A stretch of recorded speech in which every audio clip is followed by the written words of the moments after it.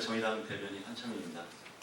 오늘 기자회견은 우리 보훈단체 뿐만 아니라 사실 향군 관련해서도 여러 가지 문제 제기가 안팎으로 나오고 있습니다.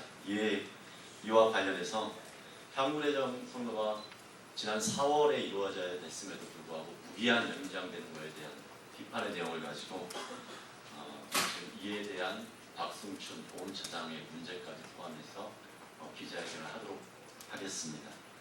오늘 기자회견에 참석해 주신 분을 소개시켜 드리도록 하겠습니다. 먼저 제한군인의 인천 부회장을 맡고 계신 조성재님이십니다. 반갑습니다. 그리고 최인수 그리고 이청영 회원님들도 함께 기자회견에 참석해 주셨습니다. 바로 이어서 오늘 기자회견문을 낭독하도록 하겠습니다. 여러분 반갑습니다. 저는 인천공군부회장 조성재입니다.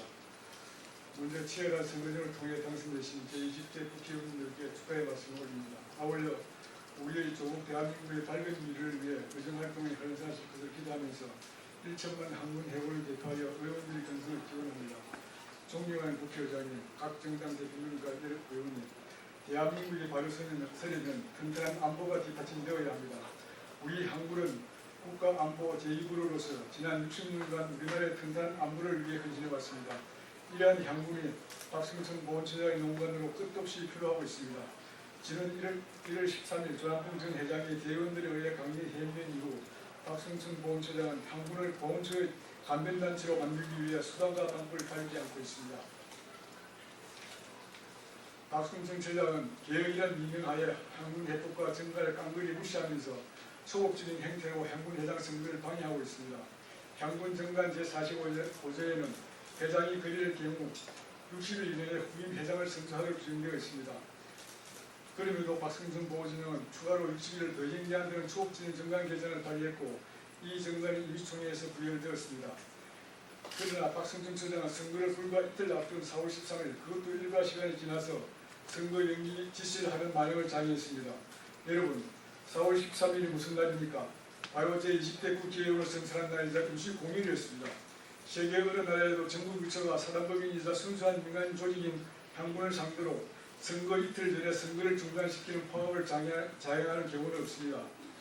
임시 공휴일이자 선거 중단 공고를 내려보내는 경우는 더더욱 없습니다. 언제부터 국가보훈처는 법도 규정도 일방적으로 무시하는 초급적인 정부 부처로 변질되었습니까? 국가보훈처로 하여금 임시공휴일에 민간단체의 공문을 내려보내 예정된 선거를 중단시키는 파업의 권한을 부여한 의원님이 단 한 분이라도 계십니까? 도대체 국가보훈처가 향군 선거에 개입하는 법적인 근거가 무엇입니까? 어떠한 법적 근거도 없이 향군 선거에 무차별 개입하고 향군을 무주공산으로 만들어 보내 안보 공백을 초래한 그 자체만으로도 박승춘 보훈처장은 해임되어야 합니다. 존경하는 의원님, 박승춘 보훈처장은 향군 선거보다 개혁이 우선이라고 주장합니다.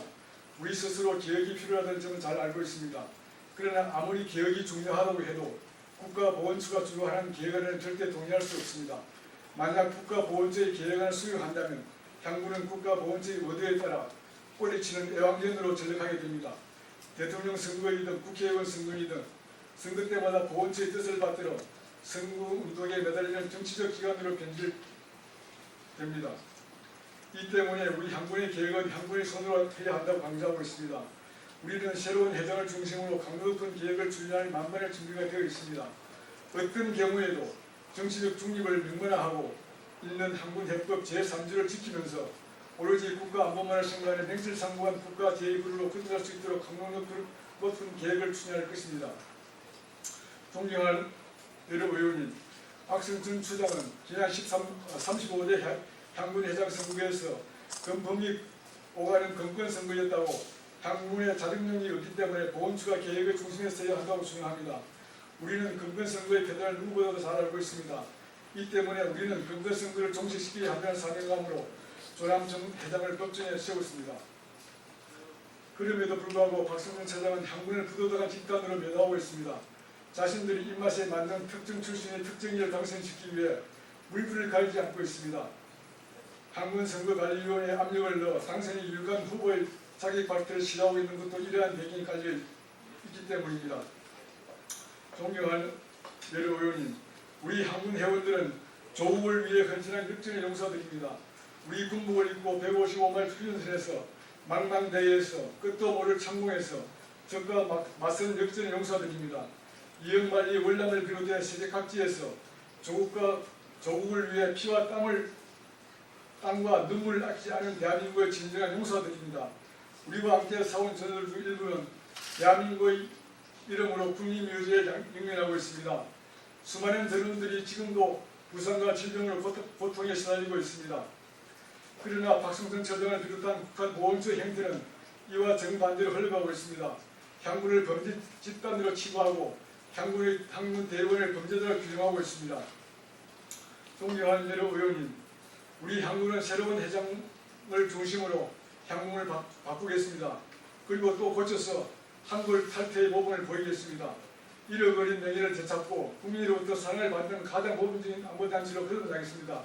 그리고 국가 안보가 위기에 처할 때마다 제일 먼저 전선으로 달려가는 참다운 향군으로 거듭나겠습니다. 향군을 바로 세울 수 있도록 여러 의원께서 도와주시기를 부탁드립니다.